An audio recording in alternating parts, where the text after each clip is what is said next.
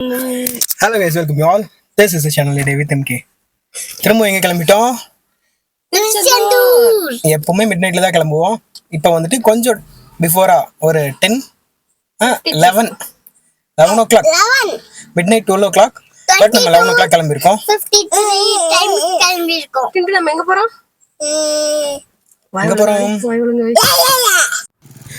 Family ட்ரிப்பா Tiruchendur போகலாம் அப்படின்னு சொல்லிட்டு எல்லாரும் கிளம்பி வந்தாச்சு. போகிற வழியில் வந்து பார்த்தீங்கன்னா நம்ம வீட்டிலேருந்து பக்கத்தில் இருக்கிறதான் வேட்டைக்காரன் கோயில். போகும்போது ஒரு பூஜையை போட்டுட்டு கிளம்பிடலாம் அப்படின்னு சொல்லிட்டு வந்துட்டோம். அப்பனே விநாயகா, வினதீப்பான் விநாயகன் ஊரெல்லாம் சொல்லி நான் கேள்விப்பட்டிருக்கேன்.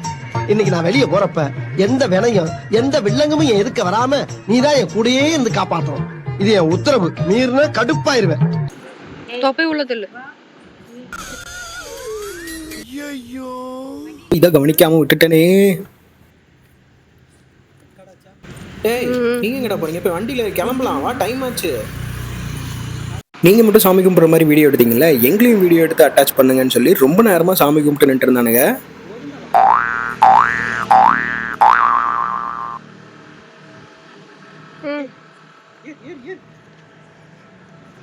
எந்த பக்கம் ஏற நீ? கோழி வளர்த்துறவங்க இல்லை கோழி வளர்த்துற வீடுகளுக்கு பக்கத்தில் இருக்கவங்களுக்கு தெரியும், தாய் கோழி எங்கே போகுதோ அங்கெல்லாம் தான் இந்த குஞ்சு கோழிக்கே போயிட்டே இருக்கும். இவனுங்களும் அதே மாதிரி தான் என் பின்னாடியே வந்துட்டு இருந்தானுங்க. கோழி குஞ்சுகளை எப்படி வந்துட்டு கூண்டில் போட்டு அடைக்கிறோமோ அதே மாதிரி கதவை திறந்து ரெண்டு பேத்தையும் டப்புன்னு உள்ளே விட்டு கதவை சாத்திட்டு கிளம்பிட்டேன். காய்ஸ், இப்போ நம்ம போயிட்டு இருக்கிற பாலம் தான் வந்து பார்த்தீங்கன்னா Coimbatore railway junction, Coimbatore medical college and hospital இது எல்லாம் தாண்டி சுங்கம் வழியாக சிங்காநல்லூர் வரைக்கும் கட்டப்பட்ட மேம்பாலம். சுங்கம், ராமநாதபுரம் இந்த மாதிரியான ஜங்ஷன்ஸ் எல்லாம் தாண்டி சிங்காநல்லூருக்கு ஒரு 1 கிலோமீட்டருக்கு முன்னாடி இந்த பாலத்திலிருந்து நம்ம ட்ராப் ஆகிடுவோம். இதுதான் வந்து கோயம்புத்தூரில் கட்டி முடிச்ச உடனேயே ஒரு 2 to 3 ஆக்சிடென்ட் நடந்து ஸ்பாட்டில் டெத் ஆகி பாலத்தையே வந்துட்டு இடிச்சிட்டு கட்டணுமா அப்படின்ற அளவுக்குலாம் யோசிக்கப்பட்ட பாலம். ஆனாலும் வந்து பார்த்தீங்கன்னா பாலத்தில் சின்ன சின்ன சேஞ்சஸ் மட்டும் பண்ணால் போதும்னு சொல்லி நிறைய ரெஃப்ளெக்டர்ஸ் அண்டு பாலத்து மேலேயே ஸ்பீட் பிரேக் எல்லாம் போட்டு இங்கே ஃபுல்லாகவே வந்து கண்ட்ரோல் பண்ணி பாலத்தை சூப்பராக வச்சுருக்காங்க. அங்கிருந்து அப்படியே கட் பண்ணா ஒட்டன்சத்திரம் கிட்ட சின்னதாக ஒரு டீ பிரேக் எடுத்துகிட்டு போகலான்னு சொல்லிட்டு வண்டியை ஸ்டாப் பண்ணியிருக்கேன்.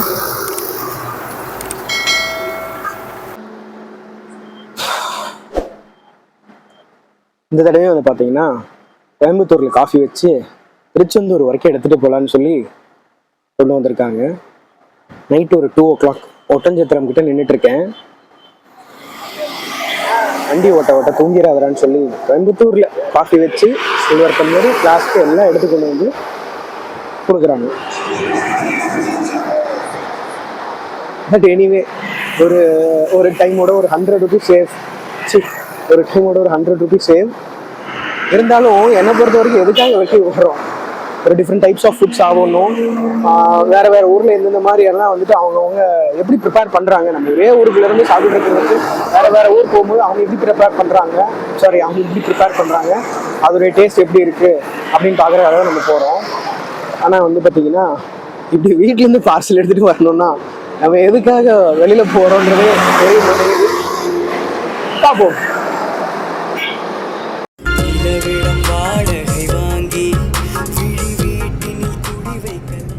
நாம் வாழும் வீட்டுக்குள் வேறாரும் வந்தாலே அப்படியே வந்து பார்த்தீங்கன்னா எங்களுக்கு பிடிச்ச சாங்ஸ் எல்லாம் போட்டு கேட்டுட்டு பைபாஸில் போயிட்டு இருந்தோம். மோஸ்ட்லி எனக்கு நைட் ட்ராவல் போகிறது பிடிக்கும். வை? பிகாஸ்னா நைட்டில் பெருசாக டிராஃபிக் இருக்காது. பஸ், லாரி இந்த மாதிரி பெரிய வண்டிகள் மட்டும்தான் அதிகமாக போயிட்டுருக்கோம். தென் வந்து நம்மள மாதிரி நைட் ட்ராவல் பண்ணுறவங்க ப்ரைவேட் கார்ஸ் அல்லைன்னா டாக்ஸி இந்த மாதிரி கொஞ்சம் வண்டிகளும் போயிட்டுருக்கோம். பெருசாக டிராஃபிக் இருக்காது. ஒன்று நீ ஃபாஸ்ட்டாக போ, இல்லை எனக்கு வழிவிடுன்னு சொல்லிட்டு பின்னாடி இருந்து நமக்கு ஹார்ன் அடித்து காதை கிழிக்க வைக்கிற மாதிரியான எந்த சம்பவங்களும் இல்லாமல் பீஸ்ஃபுல்லாக வந்து வண்டி ஓட்டிகிட்டு போகலாம். பட் இப்போ இந்த ட்ராவலையே பார்த்துட்டு இருந்தால் உங்களுக்கு ரொம்ப போர் அடிச்சிடும். ஸோ இதோட இங்கே கட் பண்ணா காலை 6:30 தூத்துக்குடி ஹார்பர் ரோட் டச் பண்ணோன்னே நல்லா விடிஞ்சிருச்சு.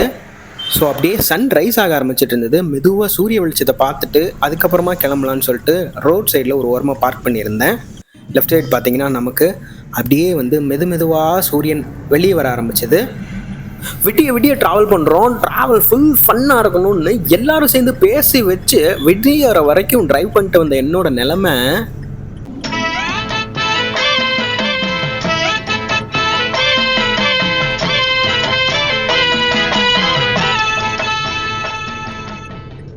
ரெஸ்ட் எடுத்து முடிச்சுட்டு வண்டியை கிளப்பிட்டு வந்தா தூத்துக்குடி மாநகராட்சி தங்களை அன்புடன் வரவேற்கிறது.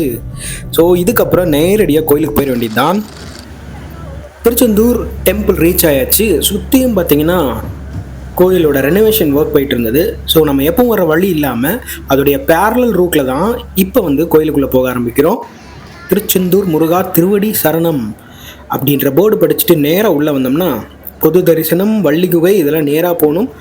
ரைட்டில் தான் வந்து நாளிக்கிணறு இதெல்லாம் வந்து ரைட்டில் இருக்குன்னு சொல்லி போர்டு போட்டிருந்தாங்க. அந்த போர்டில் பாதி எவனோ கிழிச்சு வச்சிருக்கிறானுங்க. எனிவே எங்களுக்கு பலமுறை வந்து பழக்கப்பட்டதுனால நேரடியாக மணியடி தரிசனம் இருக்கிற ஏரியா பார்த்து நடக்க ஆரம்பிச்சிட்டோம். ஸோ பார்த்தீங்கனாலே தெரியும், கோயிலோட கோபுரத்தில் ஃபுல்லாக வந்துட்டு சாரங்கட்டி கும்பாபிஷேகத்துக்குன்னு நினைக்கிறேன் ரெடி பண்ணிகிட்டு இருக்காங்க. கோயிலை சுற்றியும் வந்து பார்த்திங்கன்னா இப்படி தான் ரெனோவேஷன் ஒர்க் போயிட்டுருக்குது. நம்ம உள்ளே வந்த இடத்துலையே அப்படியே ரைட் சைடு பார்த்தோம்னா ஒரு சின்னதாக அன்னதான கூடம். இது வந்து பார்த்திங்கன்னா மாற்றுத்திறனாளிகளுக்கான அன்னதான கூடம். அண்ட் அதுக்கு அப்படியே ஆப்போசிட்டில் தான் நார்மல் பீப்புள்ஸ்க்கான அன்னதானம் இங்கே தான் வந்துட்டு இருக்கும்னு சொல்லிட்டு கூட்டம் பார்த்தீங்கனாலே தெரியும், நல்லாவே க்ரௌட் இருக்குது. இதே மாதிரி தான் வந்து பார்த்திங்கன்னா பழைய கல் மண்டபங்கள் எல்லாமே வந்துட்டு ரெனோவேஷன் ஒர்க் கோயிலை சுற்றியுமே நடந்துகிட்ருக்கு.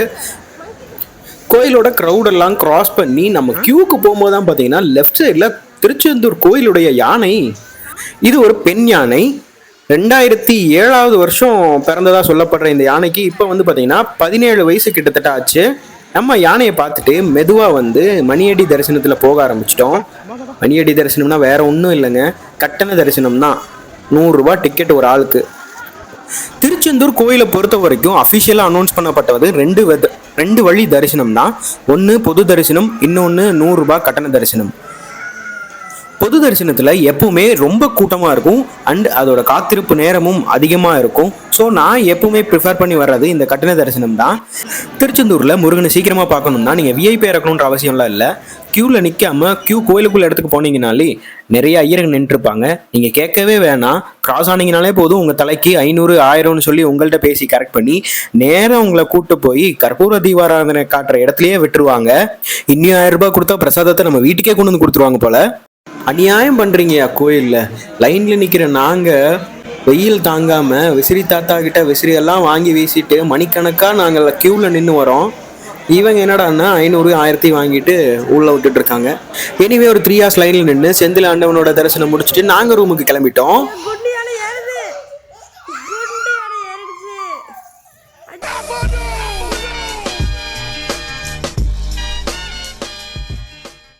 ரூமில் போய் ரெஃப்ரெஷ் ஆகிட்டு சின்ன ஃபன்ஸ் எல்லாம் முடிச்சுட்டு அப்படியே ஈவினிங் பீச் பக்கம் போகலான்னு சொல்லிட்டு போனால் சரியான கூட்டம்.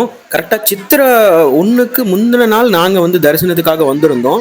இந்த கூட்டம்லாம் வந்து பார்த்திங்கன்னா அடுத்த நாள் தமிழ் புத்தாண்டு அன்னைக்கு முருகனை தரிசனம் பண்ணுறதுக்காக வந்திருக்கக்கூடிய கூட்டம். மூச்சு விட முடியாத அளவுக்கு கூட்டம் பீச்சில். பீச் மட்டும் இல்லாமல் கோயிலை சுற்றியுமே வந்து பார்த்திங்கன்னா அடுத்த நாள் தமிழ் புத்தாண்டு தரிசனத்துக்காக வந்திருந்தவங்களுடைய கூட்டம். எல்லா பக்கமும் தான் கொண்டு வந்திருந்த அந்த பெட்ஷீட்லாம் விரிச்சு நிறைய பேர் படுத்திருந்தாங்க. கோயிலை சுற்றி இருக்கக்கூடிய பிரகாரத்தில், பீச்சில், பஸ் ஸ்டாண்டில், ஏன் இந்த பாத்தில் கூட நிறைய பேர் படுத்துட்டு இருந்தாங்க. சரி, நாங்கள் பீச்சில் கொஞ்ச நேரம் விளையாடிட்டு போகலான்னு சொல்லிட்டு எங்களுக்கான இடத்த தேடி கண்டுபிடிச்சிட்டு உட்காந்துட்டோம்.